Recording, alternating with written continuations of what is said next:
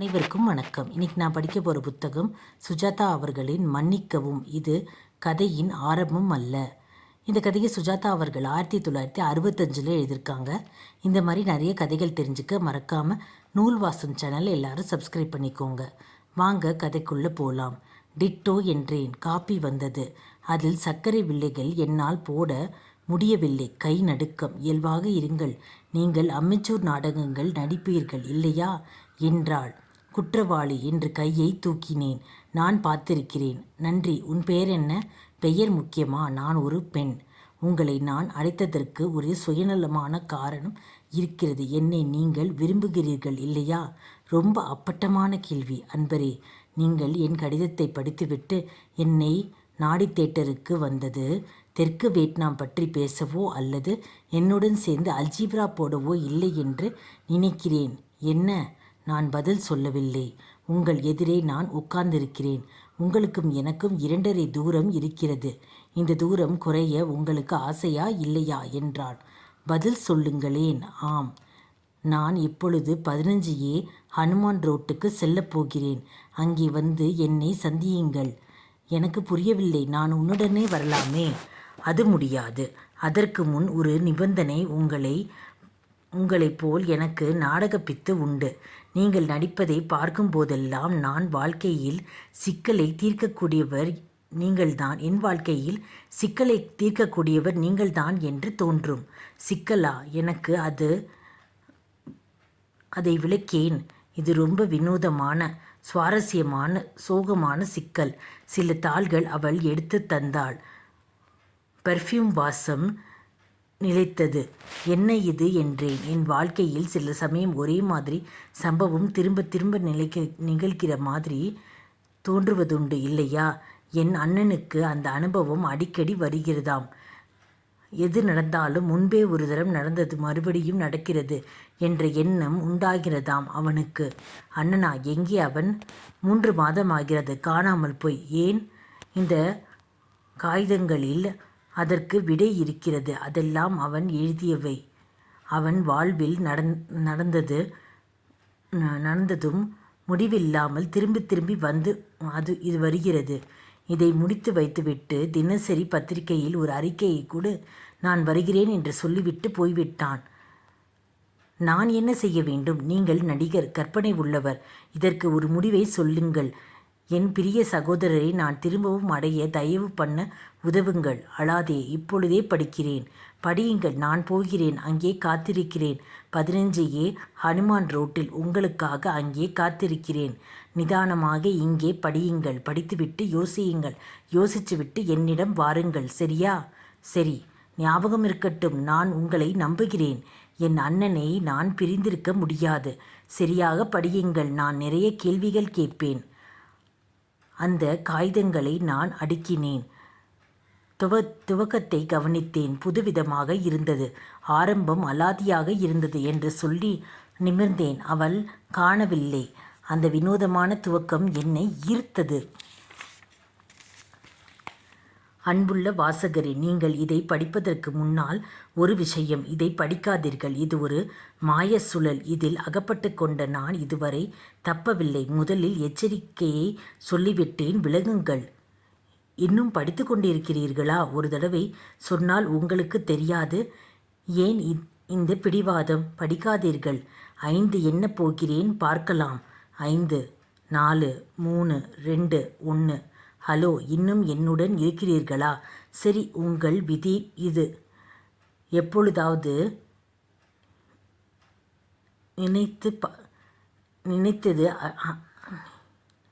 நிர்ணயித்த அமைப்பின்படி நமக்கும் உங்களுக்கும் எனக்கும் நடக்கிறது. அதனால்தான் நாம் இருவரும் இங்கே அகப்பட்டு கொண்டிருக்கிறோம். நாம் இருவரும்.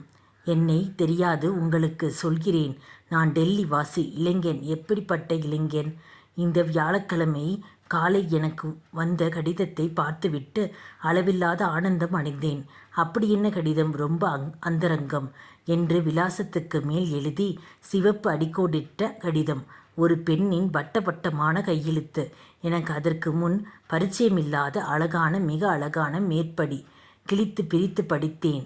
சிவமயம் கிடையாது, தேதி கிடையாது, விலாசம் கிடையாது, டியர் கிடையாது, அன்பரே கிடையாது, நேராக அன்பு போன்ற வாசகங்கள். உங்களை தினமும் காலை ஜன்னல் வழியாக பார்க்கிறேன். எந்த ஜன்னல், எந்த வீடு என்பது உங்களுக்கு தெரியாது. உங்களுடன் பேச எனக்கு விருப்பம். உங்கள் முகத்தில் கவர்ச்சியும் கலைந்த தலையில் கவர்ச்சியும் கண்களில் தெரியும் குறும்பும் எனக்கு இதை எழுத தைரியத்தை தருகிறது. சத்தியமாக நான் இதுவரை எழுதியதில் சத்தியம் இருந்ததால், என்னை சந்திக்க உங்களுக்கு ஆவல் இருந்தால் தயவு செய்து 26ஆம் தேதி மாலை 5:30 மணிக்கு பாரகம் ரோட்டில் இருக்க பஸ் நிலையத்தில் காத்திருங்கள். நான் உங்களை சந்திக்க கட்டாயம் வருகிறேன். உங்களுக்கு என் அன்பு. XXX. பின்குறிப்பு: நான் சற்று உயரமான பெண். ராத்திரி நீல நிறத்தில் சாரியும் அதே நீளத்தில் சோழியும் அணிந்திருப்பேன். தலையில் ஒரு ரோஜா வைத்திருப்பேன். கடிதத்தை படித்ததும் நான் குதித்தேன் என்பது மிகையாகாது. படித்ததும் எனக்கு ஏற்பட்ட உணர்ச்சிகள் வார்த்தையால் சொல்ல முடியாது. நான் ஒன்றும் பெரிய பால் நியூமன் இல்லை.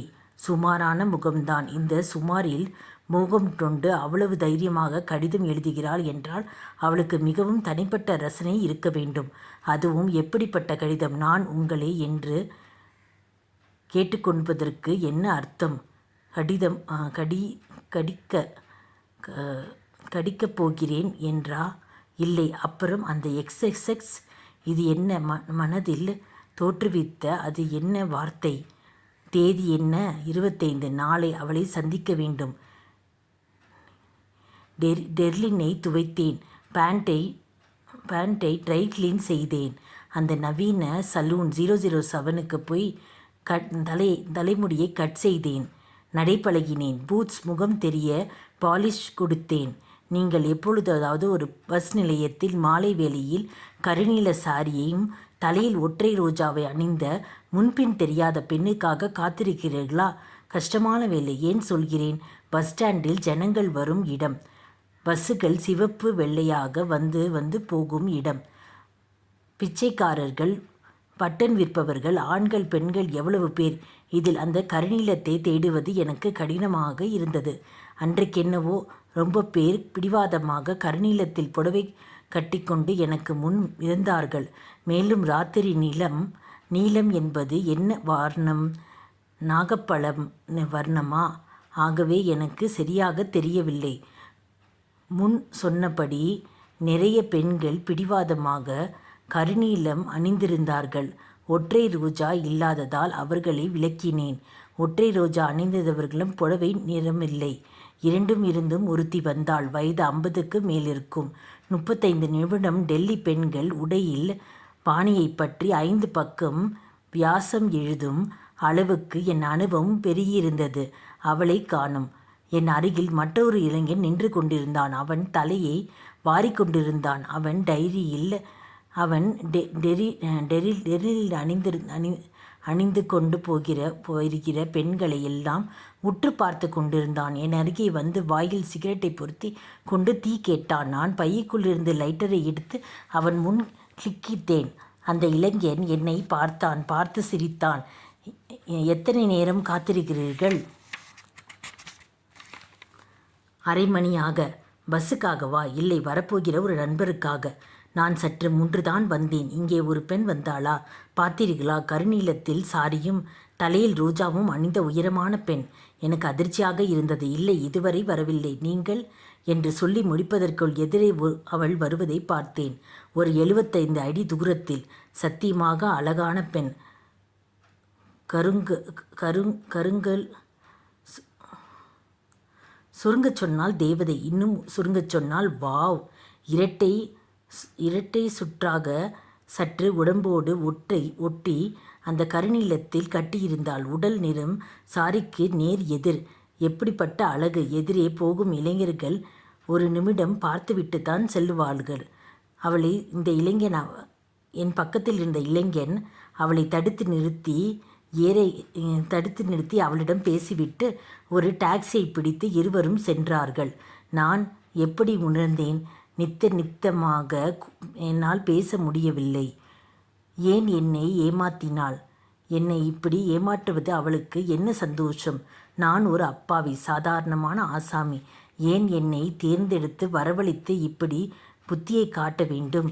ஏன் என்பதற்கு பதில் மறுநாளைக்கு மறுநாள் கிடைத்தது. ஒரு கடிதம் வந்தது. ரொம்ப ரொம்ப ரொம்ப சாரி. அன்று உங்களுக்கு என் மேல் அளவில்லாத கோபம் வந்திருக்கும். 1, நான் லேட்டாக வந்தேன். 2, உங்களை நான் சந்திக்க ஆவலோடு வந்து கொண்டிருக்கும்போது எதிர்பாராத விதமாக என் தம்பி வந்துவிட்டான். நான் உங்களை சந்திக்கப் போவது என் தம்பிக்கு தெரியக்கூடாது. அவன் ஒரு மாதிரி. இந்த தடவை நிச்சயம் உங்களை ஏமாற்ற மாட்டேன். தயவு செய்து திங்கட்கிழமை இரவு காட்சிக்கு ஓடியன் தியேட்டருக்கு வாருங்கள். நான் டிக்கெட் வைத்திருக்கிறேன். Seat number G18 G17. G17இல் நான் காத்திருப்பேன். பின் குறிப்பு: பழைய படம். கூட்டம் இருக்காது. பின் குறிப்பு: சமத்தாக இருங்கள். நான் இதை படித்ததும் புதிதாக பிறந்தேன். எவ்வளவு சுலபமாக அவளை சந்தித்து விட்டேன். கண்ணே, ஆல்பர்ட் என் கனவுகளில் வரும் கன்னி நீ. என்னை மன்னி. உன்னை பார்க்க ஒடியனுக்கு என்ன, கம்போடியாவுக்கு கூட வருகிறேன். தியேட்டரில் கூட்டமில்லை. 9:30 மணி காட்சி. துப்பாக்கி, குதிரை, சிவப்பு இயந்திரங்கள் படம். மூடி வைத்த தேவதை உள்ள சில இளைஞர்கள் முடிவெட்ட தேவையுள்ள சில இளைஞர்கள், சிகரெட் பிடிக்கும் பழக்கம் கொண்டவர்கள். கட்டம் கட்டமாக சட்டை அணிந்த ஒரு இளைஞன் முதுகு தெரிந்தது. ஐஸ்கிரீம் சாப்பிட்டு கொண்டே திரும்பினான். மன்னிக்கவும், அது ஒரு பெண். பார்க்குமிடமெல்லாம் ஒளிபுருக்கி மார்க்கி சதீஷ் குஞ்சாரில் நவீன ஓவியங்கள். ஏதோ நாய் கொண்டு வந்து போட்ட வஸ்துவைப் போல பார்த்து கொண்டிருந்தார் ஒரு பெரியவர். அந்த கூட்டத்தில் அவள் இல்லை. மாடியில் நான் G18இல் போய் உட்கார்ந்தேன். G17 காலியாக இருந்தது. ஏன் G16, 15, 14, 13 அந்த வரிசையே காலி. மேலும் ABCDEF எல்லா வரிசைகளும் காலியாக. ஓரத்தில் சாஸ்திரத்திற்கு ஒரு சர்தார்ஜி உட்கார்ந்திருந்தான். அவன் என்னை பார்த்தது எனக்கு பிடிக்கவில்லை. சோடியம் திரை துவங்கின. அவள் வரவில்லை. பல விளம்பரங்கள் போட்டார்கள். அவள் வரவில்லை. டீனு மீனு மின் என்று லாத்தர் வாசிச்சுவிட்டு 3 சிங்கம் காட்டிவிட்டு குடும்பம் கட்டுப்பாடு பற்றி காட்டினார்கள். அவள் வரவில்லை. டாம் அண்ட் ஜெர்ரி காட்டினார்கள். இடைவேளை திரை விலகியது. அவள் வரவில்லை. நான் என் பெயரை சொல்லிக்கொண்டு உன்னைப் போல முட்டாள் இருக்க முடியாது. ஒரு தடவை ஏமாத்தினாய், என்று மறுபடியும் ஏமாத்துகிறாய். உன் பக்கத்தில் வந்து உட்காரும்போது அந்த பெண் அல்ல, வயசான ஆசாமி ஒருத்தர் வரப்போகிறார். யாரோ தெரிந்தவர்கள் இப்படி விளையாடுகிறார்கள் உன்னிடம். நீயும் நாய் போல வருகிறாய் என நினைத்தேன். விளக்கு அணைந்து மெல்லின் படம் துவங்கிய ஒரு நிமிஷம்தான் இருக்கும். என் பக்கத்தில் சீட்டில் டார்ச் ஒளி வட்டம் விழுந்தது. என் நிரவுகள் ரவிசங்கர் வாசிப்பது போல உணர்ந்தது. காரணம், திரையில் மெல்லிய வெளிச்சத்தில் அவள் என்னை நோக்கி மிதந்து வந்து கொண்டிருந்தாள். படிப்படியாக வரிசையாக மேலேறி என்னை அணுகிக் கொண்டிருந்தாள். ABCDEFG 1 2 3 4 5 6 7 8 9 10 11 12 13 14 15. ஒடிக்கோலின் வாசனை. 16 புடவையின் சரசரப்பு. 17 என் அருகில் அவள். சாரி, ரொம்ப லேட் இல்லையா? நான் பரவாயில்லை. எனக்கு வார்த்தைகள் கொஞ்சம் தடுமாறியது. அத்தனை அழகு, அத்தனை நெருக்கத்தில் இருப்பதற்கு நான் தயாராகவில்லை. உண்ணாவிரதம் இருந்தவனுக்கு முதலில் ஆரஞ்சு ஜூஸ் கொடுக்க வேண்டும். பாம்பே மில்ஸ் கொடுக்கக்கூடாது. முதலில் உங்களிடம் ஒன்று சொல்ல வேண்டும். நான் வலிய உங்களை கடிதம் எழுதி உங்களை வரவழைத்து பேசுவதற்காக என்னை தப்பாக நினைத்து கொள்ள வேண்டாம். நான் ஒரு பெரிய குடும்பத்தை சேர்ந்தவள் என்றேன். மேலும் சொன்னேன். நான் நான் திரிபவள் இல்லை. உயர்ந்த குடும்பம்தான் உங்களை இப்படி அழைத்ததற்கு காரணம் இருக்கிறது. என்னை பற்றி நீங்கள் மேலே தெரிந்து கொள்வதற்கு நான் சில கேள்விகள் உங்களை கேட்கிறேன். பை த வே, உங்களுக்கு சினிமா பார்க்க வேண்டுமா? அதை யார் பார்ப்பார்கள்? நீங்கள்தான் மகத்தான காட்சியாக இருக்கிறீர்களே, கேளுங்கள். என்னை நீ என்றே கூப்பிடலாம். நீ. That's better. சரி, கேள்வி 1. உங்களுக்கு கல்யாணமாகி விட்டதா? சத்தியமாக இல்லை. வார்த்தைகளை விரயம் செய்யாதீர்கள். இல்லை என்று சொன்னால் போதும். உங்களுக்கு பிடித்த ஆங்கில எழுத்தாளர் யார்? ஹென்றி. கேள்விப்பட்டதில்லை.